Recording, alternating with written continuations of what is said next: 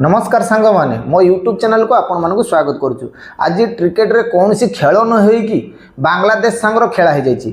कौन कथाटा आसतु जानिबा ना आईपीएल रो जो केकेआर टीम तांकर गोटे टीम रो स्क्वाड थिला बांग्लादेशी खिलाड़ी सी है तांकर फास्ट बॉलर मुस्ताफिजुर रहमान को बीसीसीआई रो जो सेक्रेटरी अच्छा देवजीत साकिया सी आज एनआई सांगर एक कॉन्फ्रेंस प्रेस कॉन्फ्रेंस करी कही जे जो केकेआर टीम रो जो बॉलर अच्छी बांग्लादेशी ताकू रिलीज करने तांको बदल में आउ गोटे रिप्लेसमेंट नवापाई ये कौन है एमती आसतु विस्तारित जानिबा ना ये सब पछरे बांग्लादेश तांकर जो घर हिंसा एवं जो बांग्लादेश भितर हिंदू को मानक आटाक होची एवं हिंदू मान को मारी दिया जाउची दिन पर दिन गोटे गोटे गोटे पर गोटे हिंदू मान को सेठी पिटी पिटी मारी दिया जाउची लास्ट रे ताकू तार शरीर को गछ को टांगिक निया लगे देउची ता फल रे भारत रो एटा रिएक्शन देखा मिली एवं भारत पटरु बीसीसीआई एक्शन नहीं कौन एक्शन नहीं ना केकेआर रो जो किणी थिले मुस्ताफिजुर रहमान को आईपीएल मिनी ऑक्शन रु आईपीएल जो मिनी ऑक्शन होता मुस्ताफिजुर रहमान को केकेआर किणी थिला 9 कोटी 20 लाख टंका एते टंका देगी एते मात्रा टंका देगी से चेन्नई एवं दिल्ली पाखरे कंपटीशन करके से नहीं मुस्ताफिजुर रहमान हूँ जड़े लेफ्ट हैंड फास्ट बॉलर एवं कटर स्विंग वाला बॉलिंग करे एवं लेफ्ट आर्म बॉलर तो बढ़िया बॉलिंग करे से तार आईपीएल ऑक्शन चाहिदा थिला एवं समस्ते नवापाई चाहूले जमीती कि दिल्ली एवं चेन्नई एवं कोलकाता लास्ट रे कोलकाता बाजी मारी ताको 9 कोटी 20 लाख टंकार नहीं किंतु जेबेठू आईपीएल ऑक्शन होता ता परठू जमीती बांग्लादेश रे हिंदू मान प्रति अटैक होची एवं हिंदू मान को मारा जाउची एवं मारिक ताको गछरे टांगिक निया लगे जाउची ता फल रे भारत रे गोटे प्रकार हिंदू मान को भीतर रिएक्शन आसवाक लागला एवं सरकार ऊपर प्रेशर पड़िला सरकार बीसीसीआई को कहिकी तार जो स्क्वाड थिला केकेआर स्क्वाड ताकू रिलीज करिया पई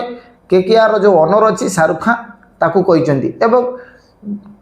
गत किछि दिन हैला कोलकाता यूपी दिल्ली सारा भारत रे याकू नेगे आंदोलन होतला एवं समस्त कहउतले जे शाहरुख खान कोन पई मुस्ताफिजुर रहमान को टीम रो नैचंती जो माने आम हिंदू भाई भौणी मान को मारुचंती एवं पिटी पिटी मारी दउचंती तांको सहित एमाने एमिति व्यवहार करछि तांको खिलाड़ी को आमे कोन पई आम देश रे खेलाइबु सेति पई बीजेपी रे जने सांसद थिले जे कि पूर्वतन सांसद से मध्य शाहरुख खान को गद्दार कहबा को पछै नथिले ए प्रकार गोटे प्रकार यार रिएक्शन आसिला लास्ट रे बीसीसीआई एक्शन नवा को बाध्य हैला एवं बीसीसीआई रो जो देवजीत साकिया अछंती से आज एनआई को एक न्यूज माध्यम रे कहिसेंती जे आमे कोलकाता को कहिचु जे ताको मुस्ताफिजुर रहमान को रिलीज करिया पई एवं तांको बदला रे रिप्लेसमेंट से कोलकाता वाला नहीं परिबे या फल रे बांग्लादेश रे जो हिंदू भाई भौणी मान को मारुथिले से मानकर गोटे सबक शिखिबा दरकार जे तमे जदि आम हिंदू भाई भौणी मान को ऊपर एमिति करिवो आम हिंदू देवादेवी को मंदिर भांगिबो एवं तांकर मूर्ति भांगिबो तम सहित एमिति ही हबो आज बांग्लादेश रो असली ताकत माने जो असली जगह तांको देखै दैचंती इंडियन क्रिकेट बोर्ड बीसीसीआई जो भारत रो हिंदू माने एते दिन हैला गोटे प्रकार रिक्वेस्ट करथिले बीसीसीआई पाखरो ता आज बीसीसीआई तार रिक्वेस्ट को मानिक मुस्ताफिजुर रहमान को रिलीज कर दैचंती एवं मुस्ताफिजुर रहमान रो एठी कौन सी भूल नहीं भूल होची बांग्लादेश रो जो कट्टर मुस्लिम माने अछंती जे माने बिना कारण रे बिना दोष न थाई निरीह हिंदू मन को सेठी पिटी पिटी मारुचंती निया जळै दुचंती दिन पर दिन जण को जण मारुचंती या फल रे भारत आ केते दिन चुप रहइबो ताको सहित एमिति ही करबा दरकार जेमिति कि पाकिस्तान रो कौन सी खिलाड़ी माने आईपीएल खेली पारुनी दिन आसीबो कौन सी खिलाड़ी बांग्लादेश रो आईपीएल रे देखिबा को मिलिबो नाही एवं से माने एबे गोटे प्रकार क्वेश्चन उठाउची भारत रो जो फेब्रुआरी मास रे T20 वर्ल्ड कप होबाक जाउची इंडिया रे बांग्लादेश 4टी मैच खेलिबो से कहूची जदि आम मुस्ताफिजुर रहमान को लेकिन तुम सिक्यूरीटी